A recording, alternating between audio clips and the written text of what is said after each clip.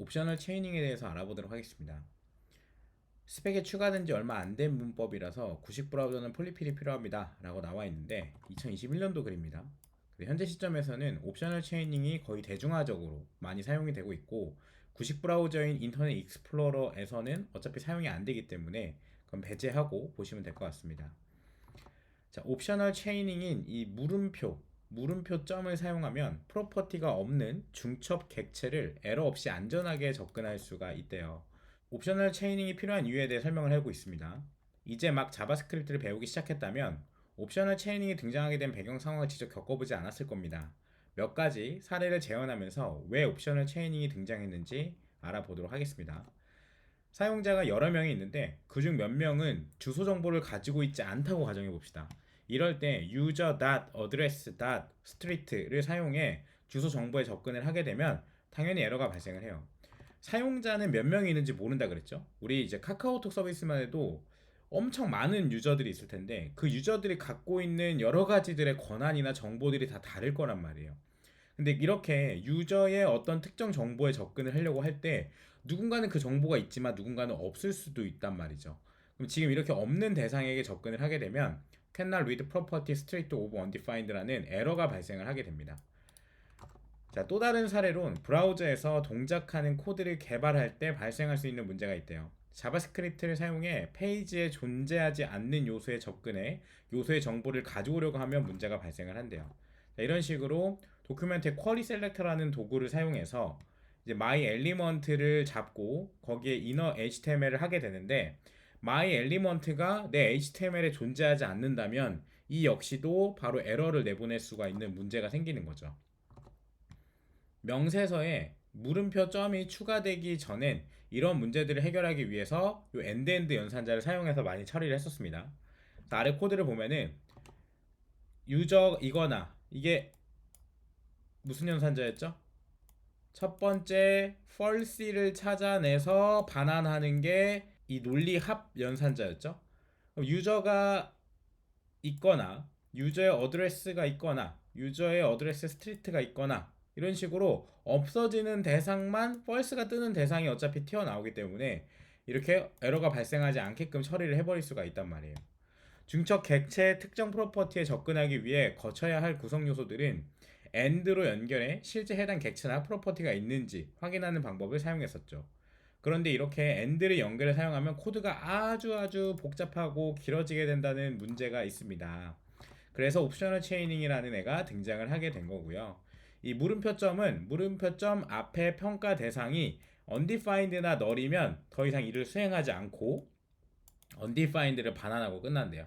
자, 설명이 장황해지지 않도록 지금부터 평가 후 결과가 null이나 undefined가 아닌 경우엔 값이 있다 혹은 존재한다 라고 같이 표현을 하도록 하겠습니다. 자, 옵셔널 체이닝을 사용해서 유저의 어드레스 스트리트에 접근을 할 건데, 유저의 어드레스 스트리트에 접근을 할 때 앞에 이렇게 옵셔널 체이닝을 같이 붙이게 되면 어드레스 안에 스트리트가 없다고 하면 그냥 undefined로 반환하고 끝나는 겁니다. 에러가 발생하지 않는다는 거죠. 유저의 어드레스로 주소를 읽으면 아래와 같이 유저 객체가 존재하지 않더라도 에러가 발생하지 않습니다. 자, 이런 식으로 유저 객체 자체가 없는데 유저의 어드레스에 접근하거나 이렇게 하는 게 옵셔널 체이닝 때문에 이 역시도 에러가 발생을 하지 않는다라는 거죠. 위 예시를 통해 우리는 물음표점 앞 평가 대상에만 동작되고 확장은 되지 않는다는 사실을 알 수 있습니다. 참고로 위 예시에서 사용된 유저 물음표점은 유저가 null이나 undefined인 경우만 처리를 할 수가 있대요. 유저가 null이나 undefined가 아니고 실제 값이 존재하는 경우엔 반드시 user.address 프로퍼티는 존재해야지 에러가 발생하지 않습니다. 아니면 전부 다 에러가 발생을 하겠죠. 옵셔널 체이닝은 만능이 아니에요. 무조건 쓰는 게 좋다가 아닙니다. 그래서 남용을 하면 안 돼요. 옵셔널 체이닝은 존재하지 않아도 괜찮은 대상에게만 꼭 사용을 해야 됩니다.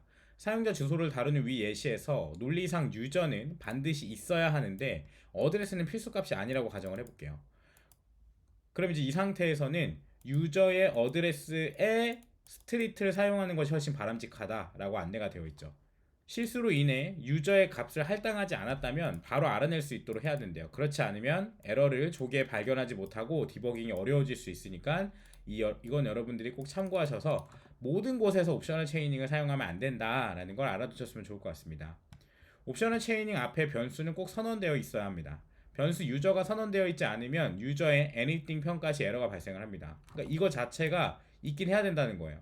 그래야 그거 뒤에 옵셔널 체이닝을 연결해서 쓸 수가 있다는 말인 거죠. 옵셔널 체이닝은 왼쪽 평가 대상의 값이 없으면 즉시 평가를 멈춥니다. 참고로 이런 평가 방법을 우리 배웠었죠? 단락 평가하는 거. 그렇기 때문에 함수 호출을 비롯한 옵셔널 체이닝 오른쪽에 있는 부가 동작은 옵셔널 체이닝의 평가가 멈췄을 때는 더 이상 일어나지 않게 됩니다. 이런 식으로 유저의 값이 없고요. 애초에 여기서 옵셔널 체이닝을 받아서 한번 얘가 수행을 했기 때문에 그 뒤에 동작은 일어나지 않습니다. 옵셔널 체이닝은 연산자가 아닙니다. 옵셔널 체이닝은 함수나 대괄호에 함께 동작을 하는 특별한 문법 구조체로 불린대요.